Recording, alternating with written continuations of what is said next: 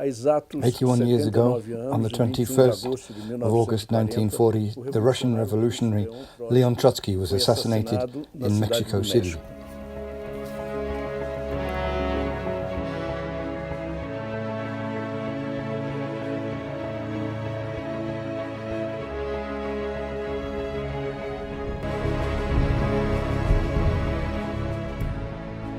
Trotsky was killed under Stalin's order. The assassin was an agent of the NKVD, the Soviet Repression and Espionage Service, which later became the famous KGB. The agent's name was Raymond Makeda, who fought in the Spanish Civil War, where he was recruited and later trained in the Soviet Union. Makeda managed to get into Trotsky's house using the false name of Frank Jackson, a Belgian national. Raymond had managed to become affectionately involved with Sylvia Angelov, who was a translator working with Trotsky in the Koyakan house. Makeda's relationship with Sylvia Angelov allowed him to get close to Trotsky, and on the pretext of having Trotsky read an article he had written, he managed to be alone with Trotsky in his office. While Trotsky had his attention turned to reading the article, Makeda hit his head with a pickaxe he kept hidden in his coat. To the assassin's surprise, Trotsky screamed and struggled with him, and Makeda failed to subdue him. The guards providing Trotsky's security came and managed to subdue the assassin.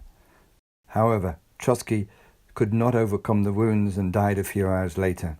Trotsky's funeral had worldwide repercussions. It was attended by a crowd of more than 200,000 people in Mexico City.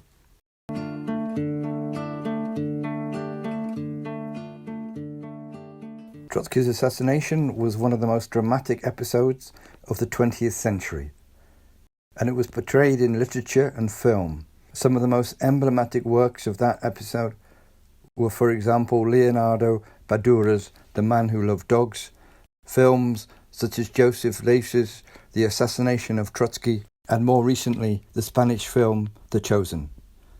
I also recommend an important film, a documentary called Hasta los Cielos, which was also made in Spain and can now be found on YouTube. Some authors believe or believed that Makeda was an idealistic militant who piously believed that he was assassinating an enemy of the Soviet Union. This is a pure lie. Makeda knew very well that he was playing a dirty game. So much so that he had prepared a false letter depicting himself as a former Trotskyist militant disappointed with his leader. And there is more. Makeda kept his false identity and maintained his story during the 20 years he was in prison. It must be understood that the assassination was the culmination of a long persecution. The left opposition, which was Trotsky's tendency within the Communist Party, had been persecuted since 1923. Trotsky was forced to live in Alma-Ata, a city in Kazakhstan, in 1927. In 1929, he was expelled from the Soviet Union and forced into exile in Turkey. For 8 years, Trotsky was expelled from country to country. From Turkey, he went to France. From France, he was expelled to Norway. From Norway, he was finally expelled to Mexico, which received him in 1937. Before Mexico accepted him, all the so-called democratic countries refused a visa to Trotsky, so the persecution he suffered was international. By the time Trotsky arrived in Mexico in 1937, Stalinism had already consolidated its power in the Soviet state.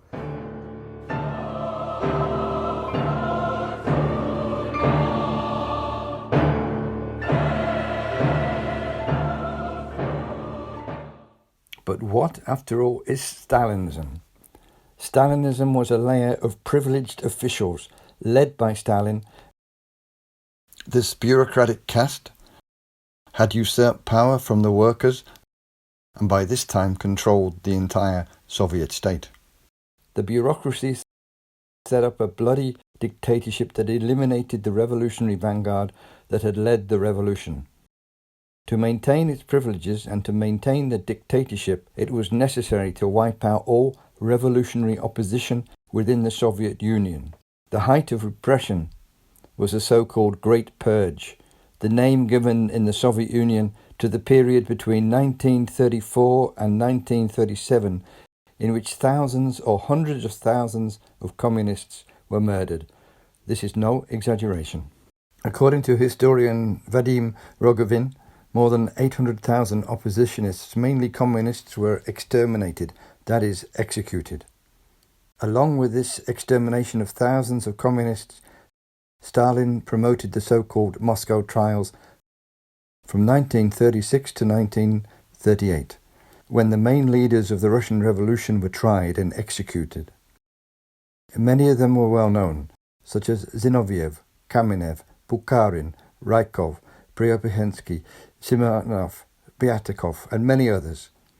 Trotsky was the main defendant in these trials and was convicted in absentia, even accused of being an agent of Hitler and an agent of the Japanese, a terrible slander which he succeeded to disprove in a counter-trial. The assassination of Trotsky was the high point, even if it was not the end of that long political persecution. The assassination was directly orchestrated by Stalin. Stalin commissioned General Pavel Sudoplatov, who was in charge of a division of the NKVD called the Special Tasks Division, or, in inverted commas, assassinations. Sudoplatov set up a team.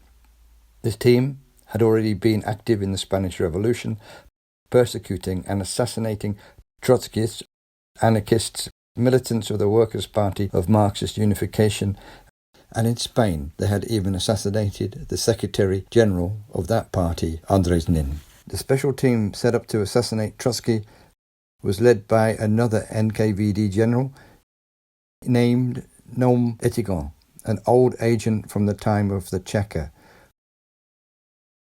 On the other hand, the team included a specialized assassin called Iosif Gregorovich and Caridad Mercader, who was Raymond Mercader's mother and the person responsible for recruiting him as a Soviet agent.